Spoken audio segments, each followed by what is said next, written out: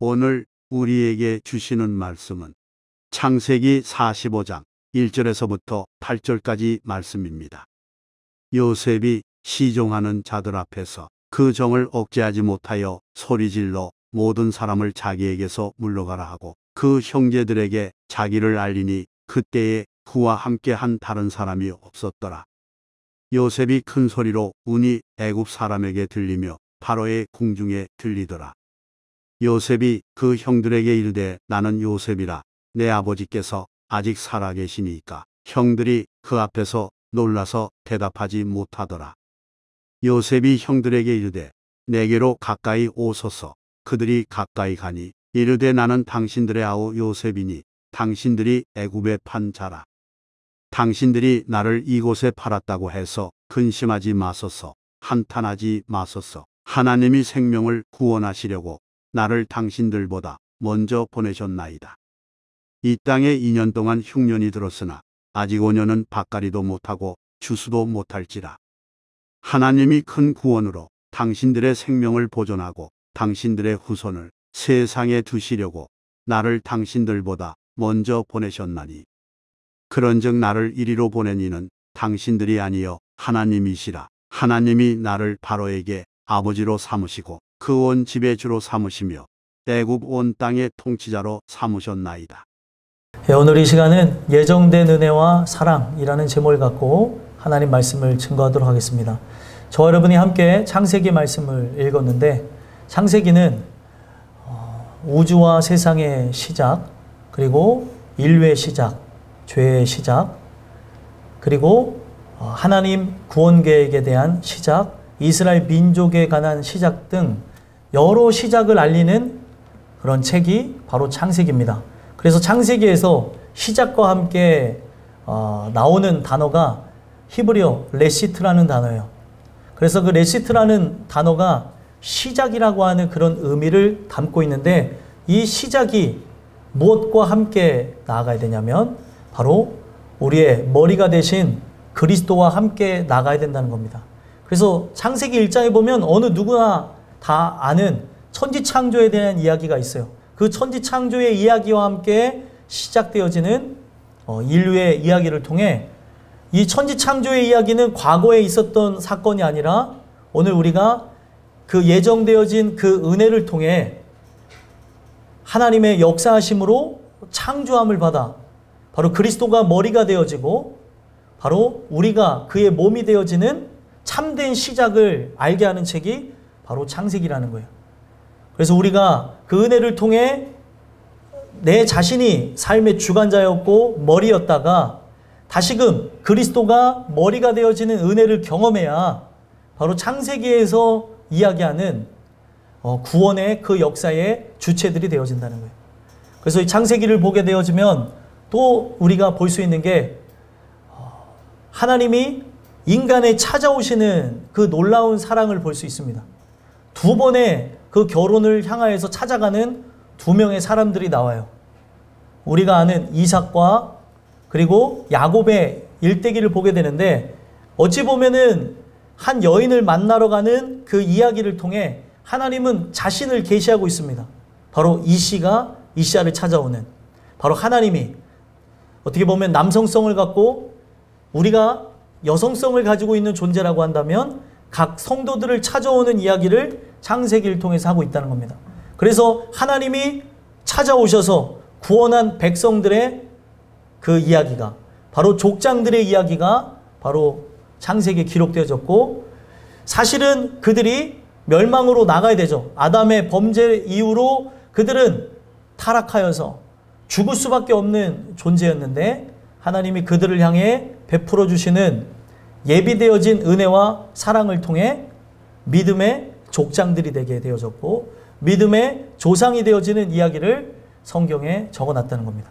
그래서 그들은 죄악을 범해서 사실은 에덴에서 쫓겨나는 인생이 되어지는 그 이야기가 창세기 시작에 나오죠. 에덴을 쫓겨나는 아담과 하와의 이야기가 나오지만 다시금 이 창세기의 끝자락에 가게 되어지면 요셉을 통해서 에덴이 회복되어지는 이야기를 하나님께서 하고 계신다는 거예요. 그래서 우리가 진짜 예수를 만난다는 건 뭐예요? 하나님의 나라가 임한다는 것이고, 이 땅 가운데 에덴의 회복을 다시금 사람들에게 알리며 믿지 않는 사람들에게 복음을 증거하고 주님의 은혜로 나오는 이야기들을 하고 있다는 거예요. 그래서 저는 오늘 이 요셉의 이야기를 통해, 요셉의 이야기는 특히 이 창세기의 클라이막스에 해당되어지는데, 이 이야기를 통해 하나님이 우리에게 말씀하시고자 하는 게 무엇인가? 바로 오늘 말씀의 제목과 같이 예정되어진 은혜와 사랑을 보여주시고자 한다는 거예요. 요셉을 먼저 준비시키심으로 야곱 족속, 바로 이스라엘 민족을 구원하셨던 이야기를 통해, 바로 이 이야기는 바로 하나님이 훗날에 우리 예수 그리스도의 십자가의 죽으심을 통해 만인을 구원한다고 하는 예정되어진 은혜와 사랑을 보여주는 하나의 사건이라는 거예요. 그래서 오늘 이 이야기는 십자가를 연상할 수 있는 예표된 사건임을 성경은 우리에게 가르쳐주고 있습니다. 오늘 이 이야기가 여러분들에게 자세하게 들려지면서 나 또한 창세전에 그 예비하신 그 사랑을 통해 그 사랑을 받아 구속함을 받는다는 걸 기억하시고, 이거는 급조되어진 게 아니에요. 준비되어지고 그리고 예정되어진 은혜와 사랑입니다. 이 사랑을 받으심으로 하나님의 자녀로서 승리하게 되는 저와 여러분들이 되기를 간절히 소망합니다. 그래서 오늘 본문에 들어가기 앞서서 앞전에 어떤 일이 있었는지를 가만히 살펴봐야 되는데, 하나님께서는 요셉에게 꿈을 꾸게 하셨죠. 그 꿈으로 인하여서 요셉은 엄청난 환난과 고통을 당하게 됩니다. 그 이유가 무엇입니까? 그 꿈을 자랑하며 어찌 보면 밭에 나가서, 밭이 아니죠. 어떻게 보면은 그 들판에 나가서 고생하고 있는 그 형들, 양을 치고 있는 형들을 약 올리는 격이 되어졌던 거예요. 그가 꿨던 꿈이 무엇입니까? 11 볏집단이 자신의 볏집단에게 절을 하는 꿈을 꿨고, 그리고 해와 달은 아버지와 어머니를 상징해요. 그리고 11별이 자신의 별에게 절을 하는 꿈을 꿉니다. 그랬더니 형들은 화가 나는 거예요.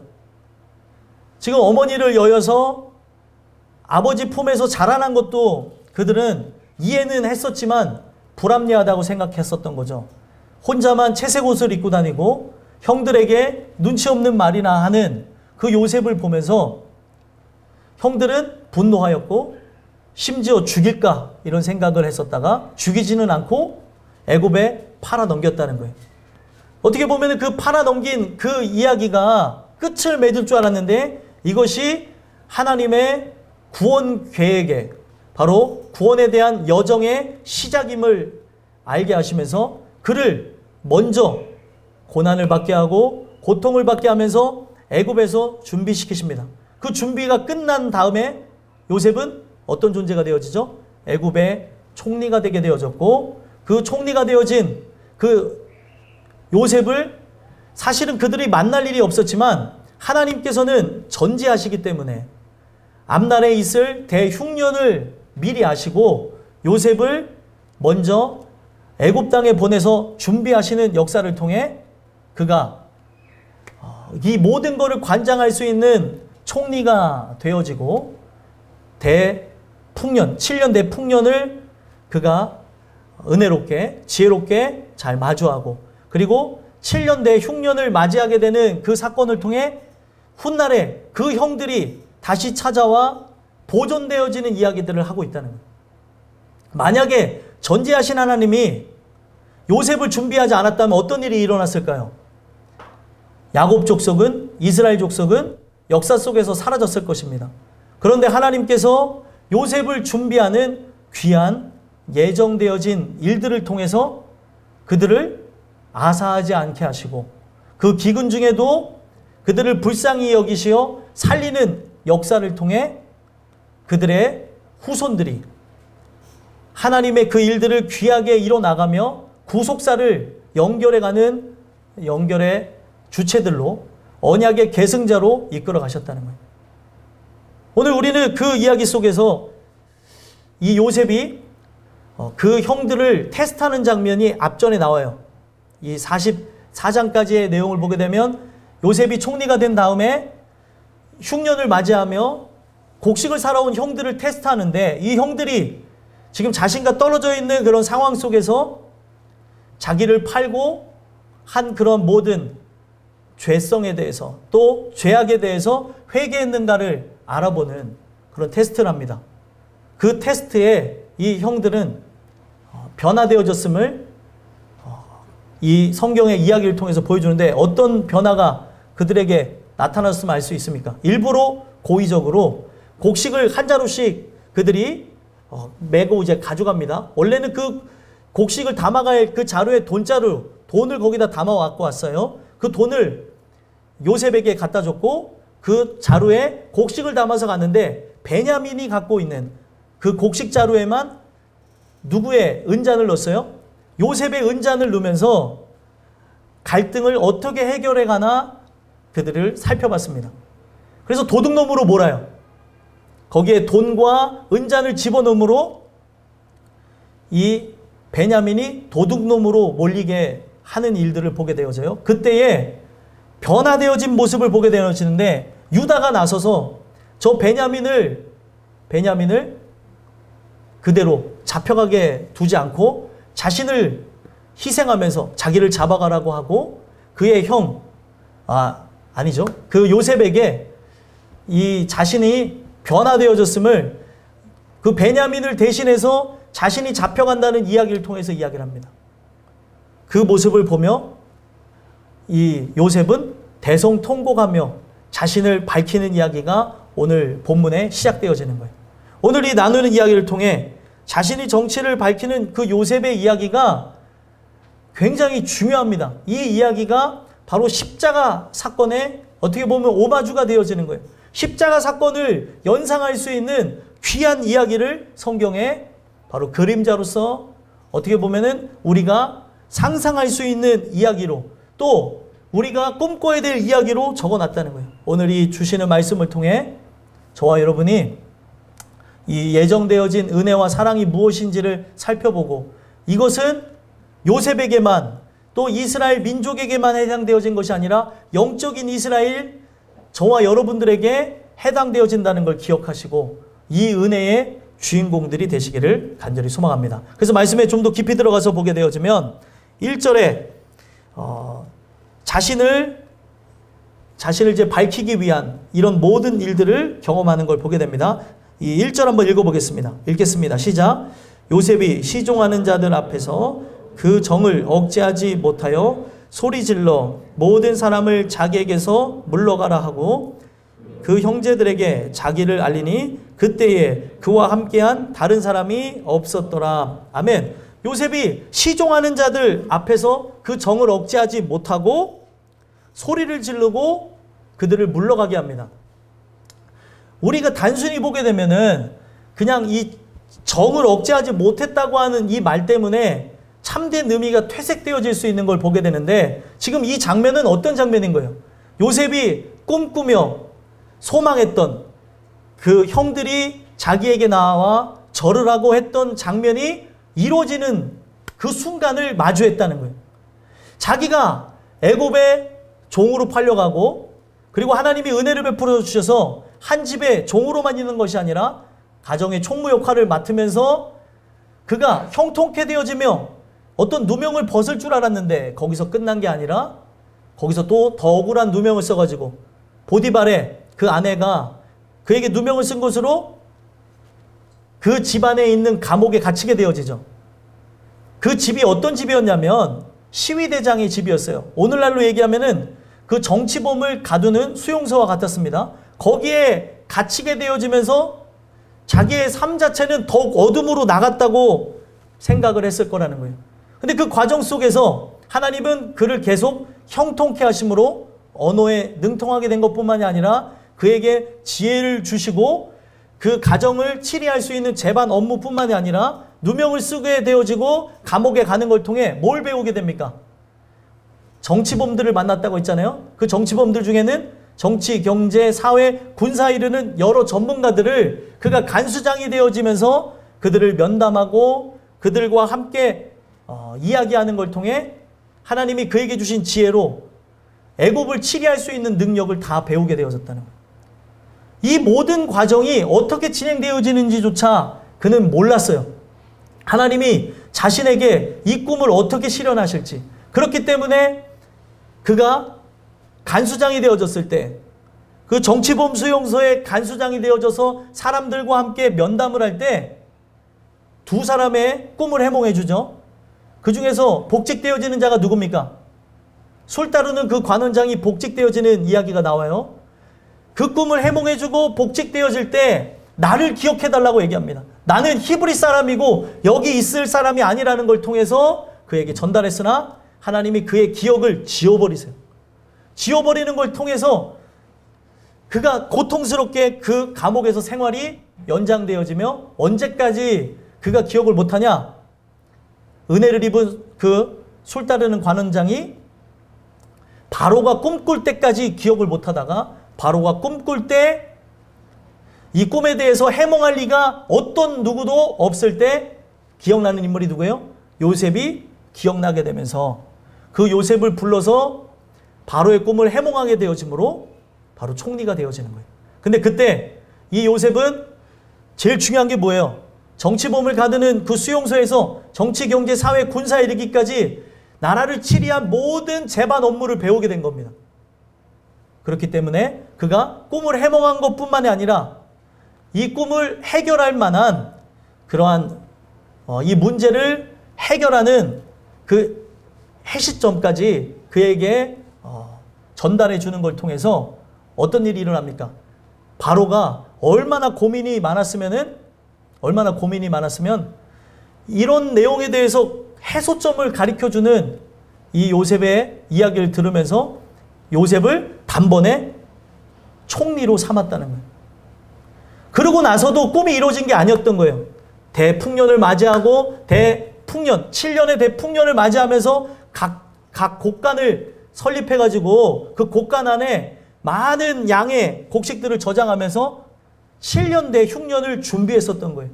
그러면서 7년대 흉년 중에 2년이 지난 그 시점에 이 요셉이 형들을 마주했는데 이 형들을 마주할 때에 형들이 과거와 달리 자신의 동생 베냐민을 챙기며 희생하는 모습을 봤더니 지금 뭐예요? 이거는 자신이 꿈꿨던 꿈이 눈앞에서 펼쳐지고 이루어진 장면을 그가 체험한 거예요. 그렇기 때문에 그 정을 억제하지 못하여 소리질러 모든 사람을 자기에게서 물러가라 했던 이 이야기가 그냥 단순히 소리 지른 것이 아니라 이 내용을 봤더니 카라라는 내용이 나와요.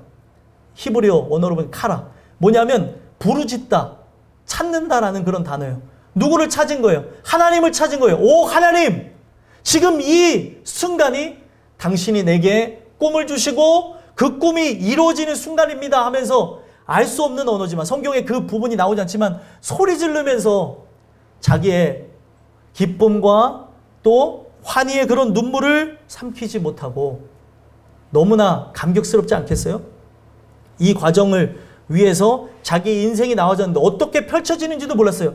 자기가 총리가 되면 끝나는 줄 알았는데 그게 아니라 총리가 되어져서 흉년이 되어져서 형들이 이렇게 찾아오는 과정 속에 그들 또한 인생에 바로 이 요셉을 팔아 넘긴 다음에 아버지가 쇠약해져가는 그 모습을 보며 회개하고 돌아왔던 것 같아요. 이 과정 속에 희생하는 그들을 보며 하나님께 소리 지르면서 하나님 앞에 자신의 이 마음을 표현하면서 부르짖는 거예요.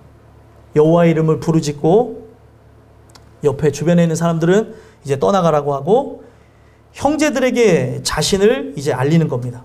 그때에 주변에 있는 모든 사람들이 이 과정을 알지 못하도록 애굽 사람들은 떠나가고 형제와 누구만 남았어요? 요셉만 남은 상태에서 이야기를 진행을 하는 거예요.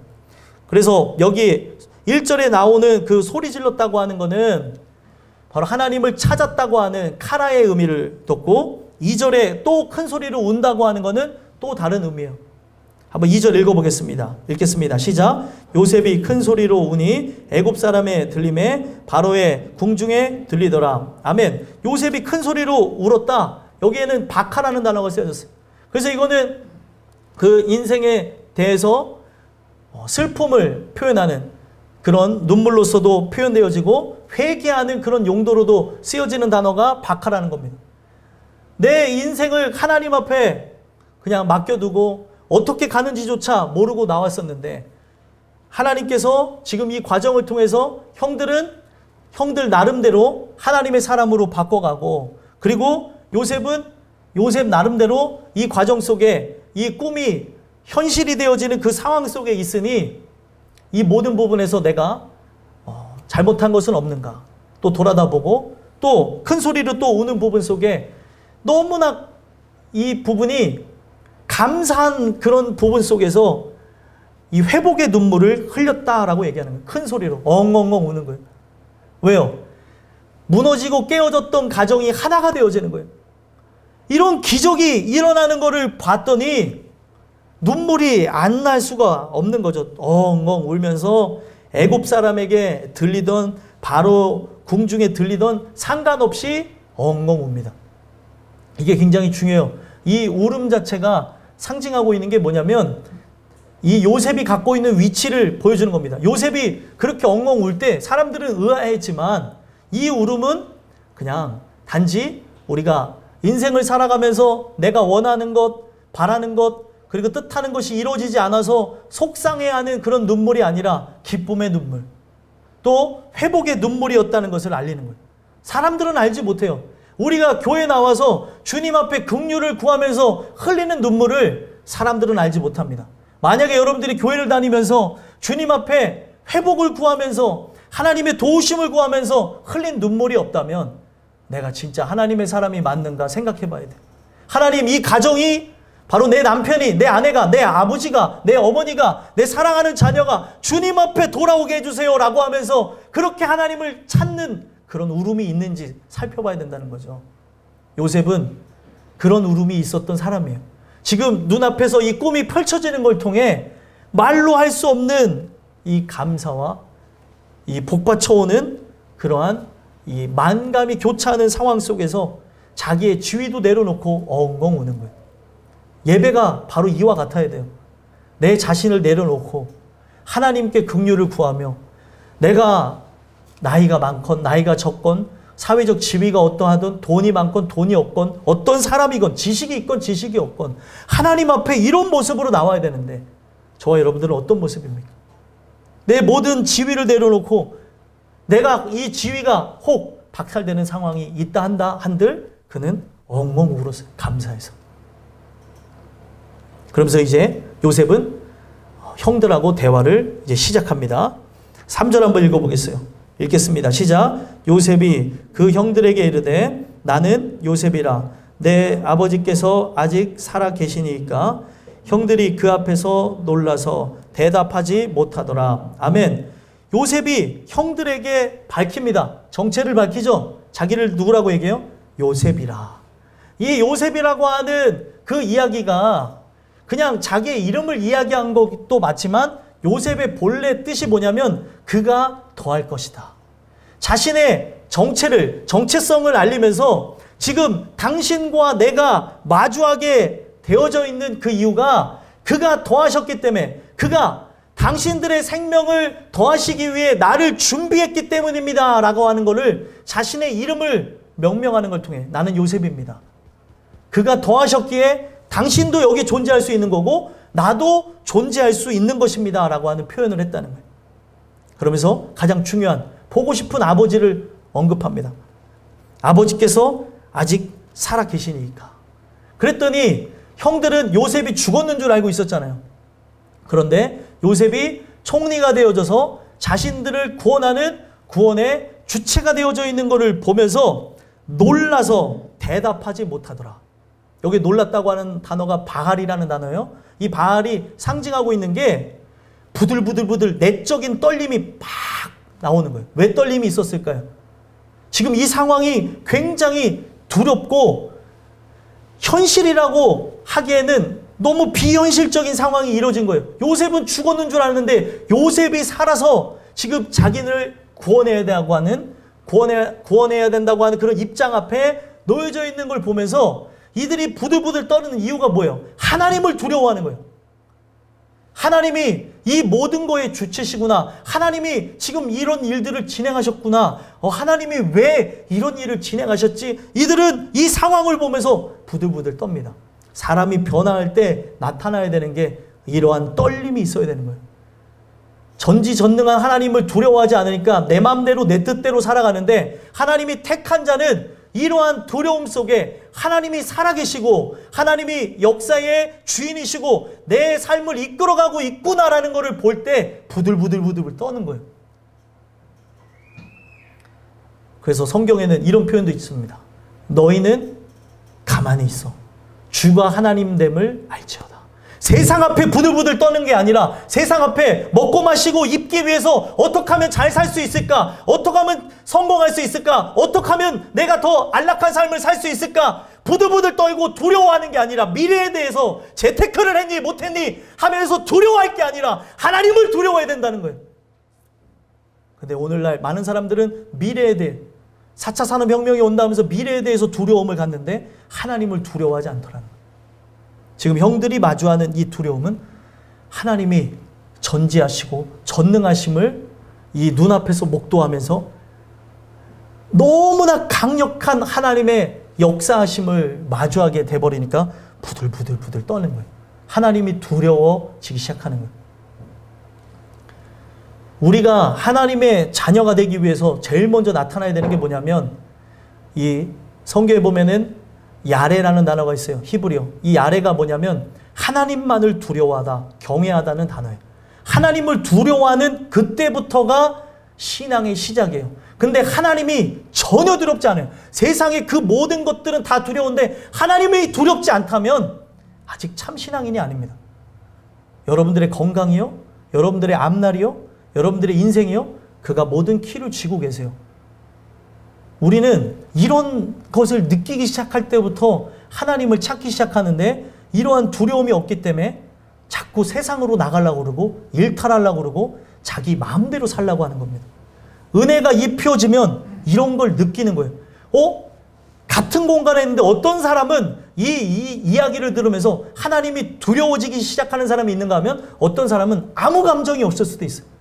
은혜가 입혀진다고 하는 것은 하나님에 대한 존재 인식부터 시작되어지는 거예요. 하나님이 진짜 살아계시는구나. 이제 그분을 만나게 되는데, 예전에는 그분을 만나는 거에 대한 두려움이 있었는데 십자가 구속의 은혜와 사랑을 통해 이제는 두려움 없이 만나는 거예요. 여러분들 지금 요셉을 마주한 형들의 지금 이 상황은 마치 하나님을 만난 상황하고 똑같아요. 요셉이 지금 자기를 죽일 거라고 생각을 하니까 더 두려움이 있는 거죠. 하나님에 대한 두려움과 지금 앞에 사람에 대한 두려움이 일어나는데, 오늘 우리가 이 이야기를 들으면서 기억해야 되는 것은 오직 예수 그리스도가 우리를 위해 모든 죄를 담당하셨기 때문에, 그가 우리를 위해 모든 고난과 수욕을 당하셨기 때문에 우리는 하나님 앞에 서게 될 그때에 두렵고 떨리지만 어린 양 뒤에 서는 자는 구원을 받을 거라고 얘기하고 있어요. 그 날을 생각하면서 나가야 되는 것임을 가르쳐주고 있습니다. 오늘 여러분들에게 지금 형들의 모습이 있는지 모르겠어요. 하나님만을 두려워하는 것에서 끝나지 마시고, 두려워하는 마음이 처음에 시작의 마음이었으나 나중에는 사랑하는 마음으로 그와 함께 동행하며 영광 돌리는 귀한 은혜들이 있었으면 좋겠습니다. 어찌됐든 지금 이 내용 속에서 형들은 놀라서 아버지가 살아계신다는 말도 못하고 대답하지도 못해요. 그때 요셉이 손을 내밉니다. 4절 읽어보겠어요. 읽겠습니다. 시작. 요셉이 형들에게 이르되 내게로 가까이 오소서. 그들이 가까이 가니 이르되 나는 당신들의 아우 요셉이니 당신들이 애굽의 판자라. 아멘. 지금 이 내용을 보게 되면 지금 형들은 두려움에 지금 요셉을 요셉으로 인지하지 못하고 누구로 인지해요? 애굽의 총리로 인지하고 이 상황이 무엇인가 혼란해하면서 다가갈 수도 없어요. 지금 누명을 썼지 않습니까? 자칫 잘못하면 베냐민뿐만 아니라 모든 이들이 죽게 된다고 하는 상황이니 요셉이라고 한다 할지라도 과거처럼 요셉 앞에 대할 수도 없고 말할 수도 없고 나갈 수도 없는 거예요. 이게 하나님이 주시는 그 위험을 상징하는 겁니다.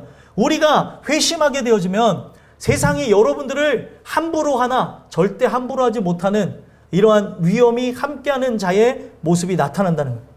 그래서 요셉이 지금 갖고 있는 하나님의 그 어미와 그 위험하심 속에서 그들에게 손을 내미는 거예요. 가까이 오세요. 그리고 자기를 얘기하죠. 내가 당신들의 아우 요셉입니다. 그리고 어떤 얘기를 해요? 당신들이 애굽에 판 사람이 바로 접니다. 이런 얘기를 하는 거죠.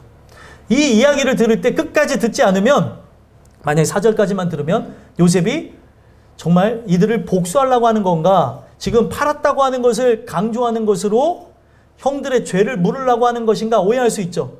팔았다고 하는 그 이야기를 통해서 이것을 주관한 이가 당신들이 아니고 하나님이라는 것을 그들에게 가르쳐주기 위해서 대화를 시작하는 거예요. 우리는 인생을 살아가면서 이 내용을 통해서 뭘 봐야 되냐면, 여러분들의 삶 속에 하나님이 여러분들을 구원하게 하시고자 인생의 갈등과 고통, 고난을 때론 허락하실 때가 있다는 거예요. 결국에는 우리가 그 고난을 당할 때에는 고난당한 게 유익인지, 고난의 그 뒤편에 있는 것이 축복인지 저주인지 모른 채 불평, 불만, 원망할 때가 있는데, 지금 이 고난을 통해서, 이 역경을 통해서 지금 모든 사람들이 살았다고 하는 것을 이야기하려고 팔았다고 하는 그 이야기를 이렇게 중점적으로 얘기하는 거예요. 당신들이 나를 팔았다. 그러면 판 이유가 뭔지에 대해서 이제 밝히려고 한다는 거죠. 한번 5절 읽어볼까요? 읽어보겠습니다. 시작. 당신들이 나를 이곳에 팔았다고 해서 근심하지 마소서, 한탄하지 마소서. 하나님이 생명을 구원하시려고 나를 당신들보다 먼저 보내셨나이다. 아멘. 지금 이들이 자책하고 있을 거 아니에요. 내가 그때 팔아가지고 지금 죽게 생겼구나. 지금 우리는 이 곡식을 사가기는커녕 지금 이러한 죗값을 받을 거라고 하면서 부들부들 떨고 있었기 때문에 이 과정 속에 요셉이 얘기합니다. 나를 이곳에 팔았다고 해서 근심하지 마소서. 이 근심이라고 한 단어는 마음에 어떤 스크래치가 났다는 거예요. 충격이 되어진 사건이죠. 죽은 그들을 이 요셉을 팔은 것도 그들의 마음속에는 굉장한 충격으로, 찝찝함으로, 그리고 씻을 수 없는 죄책감으로 늘 있었을 것인데, 아버지가 쇠약해져가는 모습을 보면서 그들은 더욱더 그런 걸 느꼈을 텐데, 지금 죽은 줄 알았던 요셉이 살아서 딱 하고 앞에 있으니까 마음에 강력한 충격이 딱 오게 된 거예요. 이걸 어떻게 해야 되나. 그러면서 지금 마음속에 한탄이 막 밀려오겠죠. 한탄. 이걸 어떻게 해야 되나. 지금 이 상황에 대해서 어떻게 할지 못하는 마음을 이 한탄한다고 한 단어로 표현하고 있습니다. 이 단어가 이야기하는 게 막 끌어오르고 있다는 거예요. 이 마음의 심정이 막 이 맥박이 두근두근 뛰고, 그리고 지금 조마조마해가지고 어떻게 할지 못하는 그런 상황임을 표현하고 있는 거예요. 그런 그들을 보면서 한탄하지 말라고 얘기하고 아주 중요한 단어가 나옵니다. 핵심이 되어지는, 오늘 말씀의 핵심이 되어지는, 하나님이 생명을 구원하시려고, 생명을 구원한다고 하는 단어가 나오고 먼저 보냈다라는 단어가 나와요. 생명을 구원했다라고 하는 이 단어가 굉장히 중요한 거예요. 지금 이 모든 부분 속에서 하나님은 전지하시기에 만약에 요셉이 준비되어지지 않았다면 야곱 족속이 역사 속에서 사라짐으로 이 고속사를 진행하는, 언약을 계승하는 인물들이 되지 못했기 때문에 하나님께서 그들의 생명을 보존하기 위해 이 일을 진행하셨다는 거예요. 그 생명을 구원하시려고 라고 하는 이 단어가 미흐야라는 단어입니다. 미흐야. 이 미흐야가 상징하는 게 생명을 보존하다. 사실은 이게 보존이라는 단어로 예전에 쓰여졌었는데 이게 빠졌어요. 이게 이 7절에 쓰여졌는데 7절에 쓰여질 게 아니고 5절에 쓰여졌어야 될 단어예요. 구원이라는 단어보다는 보존. 이들을 보존하려고 하는 거예요. 왜요? 하나님은 전제하시기 때문에 앞날에 이들이 죽임을 당할 거를 알고 있었던 거죠. 그런데 먼저 누구를 고난당하게 한 거예요? 먼저 요셉이 그들을 대신해서 고난을 당하고, 어떻게 보면은 자기 자신을 깎는 그 삶을 드리는 걸 통해 결국에 형들이 흉년을 맞이하면서 죽어야 되나 살게 되어졌다는 거예요. 그래서 여기서 보게 되면은 그들을 보존하기 위해서 어떻게 했다고요? 먼저 보내셨다. 먼저라는 단어가 나와요. 이 먼저라는 단어는 본래 얼굴로 쓰여지는 단어입니다. 파님이라는 단어인데 앞에 그리고 앞서라고 하는 단어로 지금 뒤에 단어 때문에 바뀌어졌어요. 그러니까 나의 얼굴을 먼저 앞서서 보냈다는 거예요. 왜 내 얼굴이 지금 이 장소에 와서 고난을 당하고 고통을 당하게 되어졌느냐? 그들을 보존하기 위한 것이다 라고 얘기하는 거예요. 그래서 보내셨나이다 라고 하는 이 단어가 샬라흐라는 단어인데 하나님이 바로 누구를 임명한 것처럼 보냈다고 얘기하는 거예요. 요셉을 그들을 구원하기 위한 사령관처럼 그들을 보존하기 위해서 보내셨다는 거예요. 지금 이 이야기가 결국에 상징하고 있는 게 뭐냐면 예수 그리스도의 십자가를 상징하는 거예요. 사실은 우리가 죽어야 되는데, 우리가 멸망해야 되는데 바로 하나님께서 누구를 보내셨어요? 이 땅에 그리스도를 보내심으로 그가 우리를 위해 모든 죄를 담당하시고 대신 멸망하시는 그 사건을 통해 우리 모든 인생들이 살게 하시겠다는 거예요. 그래서 이 이야기가 왜 중요해요? 분명 요셉의 이야기도 급조되어진 게 아니라 예정되어진 하나님의 그 은혜와 사랑임을 가르쳐주고 있는 거죠. 하나님이 예정하셔서 요셉에게 먼저 은혜를 베풀어 주심으로 이들이 생명을 구원받는 사랑의 이야기를 하고 있다는 거예요. 그래서 성경에서 말하는 이 은혜라고 하는 단어가 자기의 몸을 낮추고 호의를 베푼다. 높은 사람이 아랫사람에게 몸을 낮추고 호의를 베푼다는 거예요. 이 요셉이 자신을 어떻게 보면 부인하고 자신을 낮추는 이 이야기를 통해 바로 형제들을 구원하는 이야기들을 하고 있는 거고, 이 이야기를 통해 나중에 십자가 달리신 예수님이 하늘 보좌를 버리고 이 땅에 오셔서 우리를 위해 당하시는 수욕과 고난, 십자가의 죽으심을 통해서 우리를 구원하겠다라는 걸 보여주는 거예요. 그러면 예수님이 이 땅에 오셔서 은혜를 베푸신 건 뭐예요? 바로 하나님 사랑, 아하브라는 단어. 이 아하브에서 나온 게 아가페라는 단어예요. 절대적인 하나님의 사랑. 우리를 너무나 사랑하기 때문에 아들을 이 땅 가운데 보내서 준비시켰다는 거예요. 왜요? 그들을 보존하고 구원해야 됐기 때문에 바로 하나님이 이 일들을 진행하셨다는 거예요. 그래서 요셉이 먼저 지금 어떻게 보면 형들보다 먼저 애굽에 와서 모든 고통과 환난을 당하면서 애굽의 총리가 되어진 거는 그가 진정 죽었다고 생각할 만큼 간수장이 되어지고 거기에 모든 재반 업무를 배우면서 애굽의 총리가 되어지는 과정을 통해 나중에 세상의 왕으로, 만왕의 왕으로 등극하실 예수님을 이야기하기 위해서 이 내용이 진행되고 있다는 거예요. 그래서 6절에 한번 읽어볼까요? 6절 읽어보겠습니다. 시작. 이 땅에 2년 동안 흉년이 들었으나 아직 5년은 밭갈이도 못하고 추수도 못할지라. 아멘. 지금 형들이 찾아왔을 때가 언제요? 7년 대흉년 중에 지금 2년이 지났고 아직 5년이 남아있는 상황 가운데서 형들이 찾아왔었던 거예요. 이 이야기가 왜 은혜가 되어지냐면 하나님이 요셉을 준비시키시는 걸 통해 누구를 보존한 거예요? 야곱 족속. 어떻게 보면 죄 많고 흠 많은 그들을 구원한 거 아니에요? 그 이야기를 통해 오늘날 우리 인생이 성경은 뭐라고 얘기하냐면 마지막 7년이 남았다고 얘기를 해요. 사도들은 예수님이 부활하시고 승천한 다음에 마지막 한 일에만 남았다고 합니다. 이 한 일회를 보통은 일주일이라고 하는데 성경을 통해서는 7년이라고 얘기해요. 마지막 7년이 남았다고 생각하기 때문에 하루를 마지막처럼 살았던 거예요. 하루를 허투루 살아가는 게 아니라 마지막이라고 생각하고 만약에 오늘이 마지막이라고 한다 할지라도 주의 복음을 증거하는 거에 최선을 다하며 살아가는 거예요. 그런데 오늘 우리가 진짜 이 말씀이 함께하는 자라고 한다면 내가 지금 마지막 남은 7년 중에 초입에 살고 있는지 중간에 살고 있는지 아니면 7년의 말에 살고 있는지 전혀 모른 채 다 자신을 위한 쓸데없는 걸 위해 살아가는 사람들이 많다는 거예요.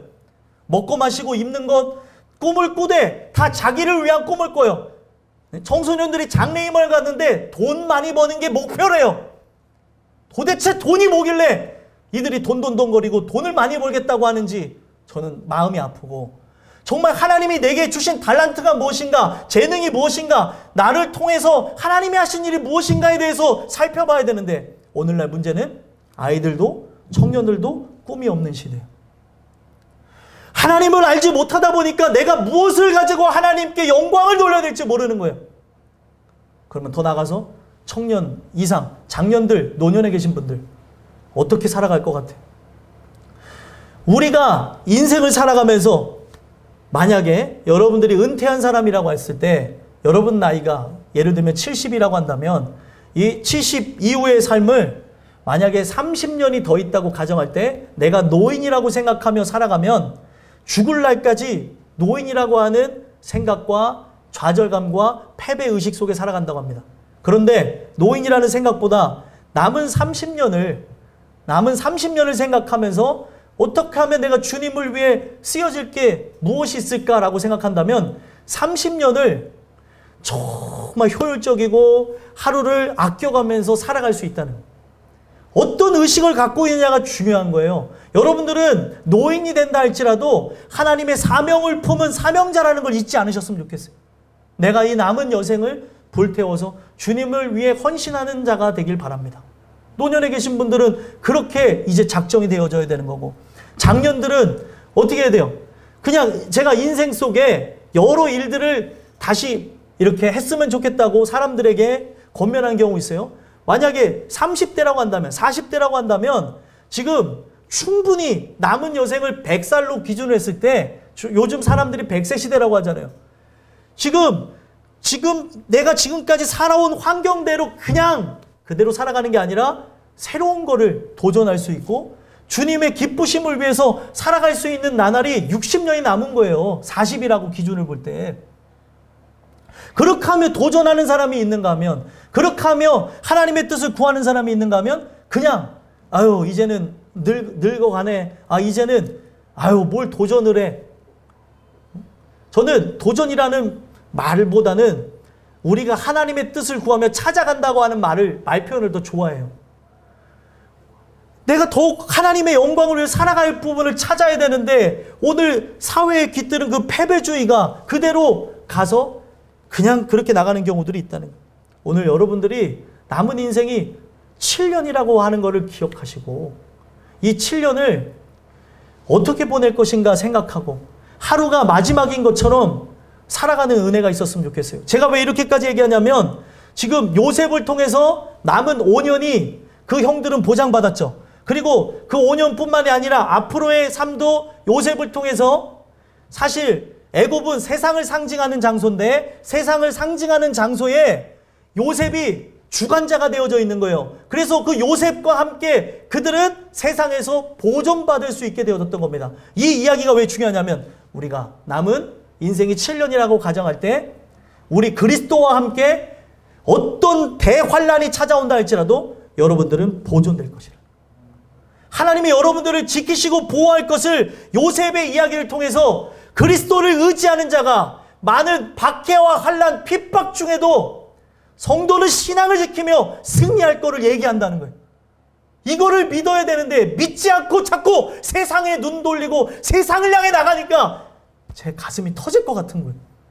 지금 마지막이 가까이 오고 있는데 그리스도인으로서 내 정체성을 바로 알고 나가야 되는데 도대체 이 소리를 알지 못하고 자꾸 세상을 향해 나가니까 가슴이 터질 것 같은데 사람의 얘기로 치부해버리고 이것에 그냥 실족하고 좌절하는 그런 부분을 보니까 제 가슴이 터질 것 같은 거예요. 예수님이 그런 심정을 주세요. 때가 가까이 온다는 거예요. 이 세대가 끝을 향해 나가고 있음을 가르쳐주고 있는데 어디를 향해 나가냐는 거예요. 생각이 다 딴 데가 있어요. 생각이 다. 오늘 이 메시지가 여러분들한테 들려져서 주님께서 어떤 환란이 와도 우리가 그 환란을 통과하며 승리할 것을 요셉의 일대기를 통해서 보여주십니다. 믿으시고 승리하는 여러분들과 제가 됐으면 좋겠어요. 그래서 마지막 7절 8절에 강조하는 게 뭐예요? 하나님이 먼저 보내셨다. 나를 먼저 보내서 이런 일을 하셨고 그리고 이 모든 걸 주관하신다는 걸 얘기합니다. 7절 8절 읽어보겠습니다. 시작. 하나님이 큰 구원으로 당신들의 생명을 보존하고 당신들의 후손을 세상에 두시려고 나를 당신들보다 먼저 보내셨나니 그런즉 나를 이리로 보낸 이는 당신들이 아니요 하나님이시라. 하나님이 나를 바로에게 아버지로 삼으시고 그 온 집의 주로 삼으셨으며 애굽 온 땅의 통치자로 삼으셨나이다. 아멘. 여기 보게 되면 7절에 하나님이 큰 구원으로 당신들의 생명을 보존하고 생명을 보존했다는 얘기를 또 씁니다.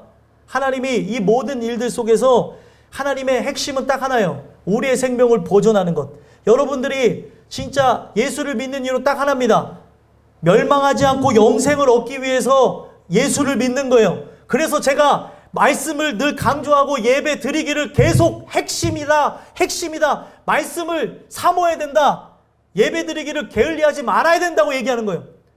단 한 번의 예배가 단 한 번의 선악과를 어떻게 보면 먹고 세상을 향해 나갔던 그런 존재가 되어질 수 있기 때문에 예배를 빠지기를 두려워할 수 있는 마음이 있어야 된다는 거예요. 예배 자체를 그냥 우습게 생각하지 말라는 거죠.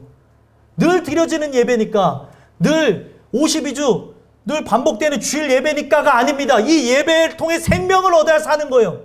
그래서 얘기를 하는데 이 이야기가 뭐가 과하냐는 거예요. 이걸 듣고 살자는데 도대체 뭘 듣고 살아가려고 하냐는 거예요. 사람의 소리, 세상 사람들을 따라 살지 마시고 오늘 이 말씀을 통해 살아나야 우리가 육체가 되지 않고 그리스도인으로서 세상 앞에 선물과 같은 존재가 된다는 거예요. 그리스도인의 의미를 어제 얘기를 했어요. 몇 명이나 알아들었는지 모르겠어요. 우리 청년들이.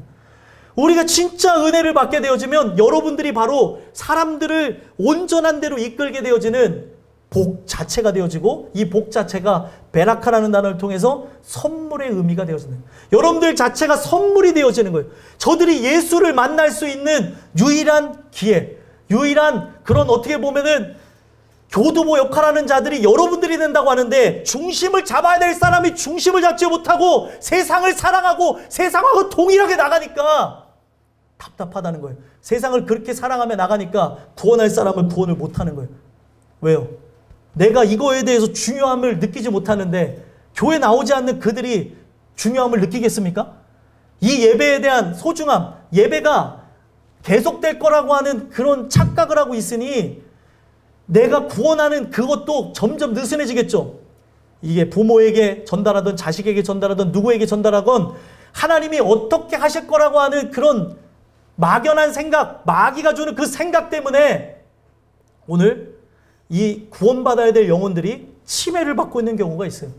여러분들이 갖고 있는 그런 안일한 생각 때문에. 여러분들이 좀 깨어났으면 좋겠어요. 이 은혜를 통해 좀 살아나가지고 여러분들이 입술을 열어서 살아날 자들이 살아났으면 좋겠다는 거예요. 그런데 오늘날 우리가 갖고 있는 태도가 뭐예요? 이 예배가 다음 주에도 있겠지. 아니라니까요. 다음 주에는 못 볼 사람이 있을 수도 있어요. 그래서 그 못 볼 때에 그가 구원받아서 천국에 가는 사람이 있을 수도 있고 구원받지 못해서 지옥불에 떨어질 사람도 있는 거예요. 그거를 인지를 해야 되기 때문에 매번 똑같은 예배 그럴 수가 없다고 얘기하는 거예요. 똑같은 예배가 아니에요. 마지막 예배일 수 있기 때문에 제가 피 튀기면서 침 튀기면서 얘기하는 거예요. 그리고 우리 교회가 나아가야 될 길이 있기 때문에 제가 이렇게까지 얘기하는 겁니다. 그동안 강조하지 않았던 부분에서 다시금 정신을 차리고 보자는 거예요. 광고 시간에 또 얘기 드릴 것이 있겠지만 그 부분 속에서 제가 드려야 될 내용이 있기 때문에 또 강조하고 돌아보고 세워지자고 얘기를 하는 거예요. 그래서 하나님의 목적은 바로 멸망하지 않고 영생을 얻게 하기 위해서 진행하셨고 당신들의 후손을 세상에 두시려고 나를 당신들보다 먼저 보내셨다. 바로 이 보내셨다라고 하는 먼저 보냈다고 하는 이 단어 앞전에 말씀드렸어요. 다시 재차 설명드리지 않습니다. 요셉을 먼저 고난과 역경, 환난을 통해 죽은 자처럼 되어졌다가 살리시는 역사를 통해 후손을 당신들의 후손을 두는 게 목적이었다는 거예요. 그래서 이 당신들의 후손이라고 하는 이 단어가 남은 자, 성경에서 계속 나오는 하나님이 구원하기로 남겨둔 자에 대한 이야기예요. 셰 에리트라는 단어인데 이들을 계속 남겨놓습니다. 대표적으로 바로 홍수 사건 속에서 8명이 남았죠. 그리고 소돔과 고모라 땅에 몇 명 남았어요? 3명 남았죠.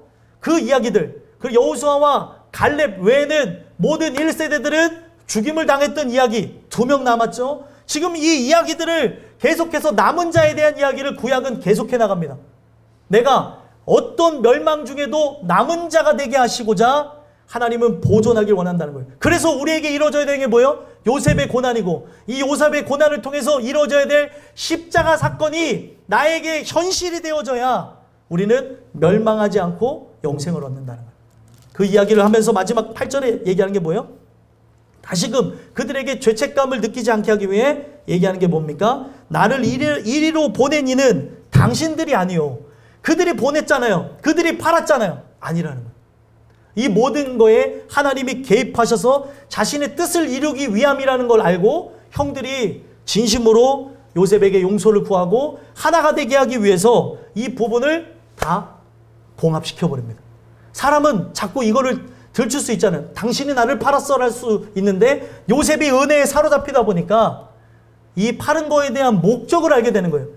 이 집안에 자기가 이렇게 되어졌어야 이 형들을 구원했기 때문에 자기도 과거에 좋지 않은 그런 성격을 갖고 있었고 형들도 어떤 포악함을 갖고 있었으나 이걸 통해 하나님이 하나님 되심을 알게 하기 위함이다. 우리의 연약함도 어떻게 보면은 주의 긍휼을 구하게 하시고자 진행하셨다라는 것을 보여주는 거예요. 그래서 이걸 진행한 거는 당신들이 아니고 하나님이시라. 엘로힘, 지존자가 진행하셨다는 거예요. 지존자, 모든 것 위에 계신 분이 주관하시는 이가 이렇게 하셨고 하나님이 나를 바로에게 뭐로 삼았대요? 아버지로 삼았다는 거예요. 이게 되게 중요합니다. 바로는 어떻게 보면은 신과 같은 존재였어요. 세상 신을 어떻게 보면은 상징하는 존재였는데 그 위에 아버지로 삼은 존재가 누구예요? 요셉이라는 거예요. 아무리 세상 신이 사단이 날뛴다 할지라도 하나님께서는 이 내용을 통해 예수 그리스도가 우리를 위해 죽으시고 부활, 승천한 사건을 통해 만왕의 왕으로 등극했음을 알리시면서 바로 온 집의 주인으로 삼으셨다. 그렇게 얘기해요. 지금 누가 주인이 되어졌어요? 요셉이 주인이 되어졌어요. 이 주인이라는 단어가 아돈이라는 단어인데 이 단어가 왜 중요하냐면 지금 창세기에서만 등장하는 게 주인이라는 단어가 엄청 많이 나오는데 이 주인의 실체가 누구냐? 온 세상의 주인의 실체는 바로 하나님이시라는 거예요. 하나님이 주인이시기 때문에 누구를 주인을 삼았어요? 바로가 주인이 아니라 요셉이 주인 되어지는 역사가 일어났다는 거예요. 이거는 있을 수 없는 거예요. 모든 그런 통수권을 누구에게 넘겨줬다고요? 요셉에게 넘겨줬다는 거예요. 왜요? 주인이 하나님이시기 때문에. 우리가 왜 예수를 믿는 줄 아십니까? 주인이 누군지를 알게 하기 위해서 예수를 믿는 거예요. 그래서 그가 나의 주인 되어주시고 뭐라고 얘기합니까? 마지막 애굽 온 땅의 통치자로 삼으셨나이다. 애굽의 통치자, 세상을 상징합니다. 세상의 통치자는 사람들이 볼 때 누구라고 생각해요? 사탄이라고 생각하죠. 그러나 사탄이 아니라 누구라는 거예요? 요셉이 세워진 것처럼 이 세상의 진정한 통치자는 예수 그리스도다. 그 얘기라는 거예요. 오늘 우리가 이것을 믿음으로 다시금 살아났으면 좋겠고 여러분들의 인생의 주관자가 여러분들 자신이 아니라 얄팍한 생각을 갖고 머리를 갖고 여러분들이 갖고 있는 감정을 갖고 신앙생활 하지 마시고 말씀이 어떠한가 살펴보고 여러분들의 생각에 부패하고 잘못되어졌다고 한다면 버릴 수 있는 지혜와 믿음과 아름다운 회개가 있었으면 좋겠습니다. 기도하겠습니다.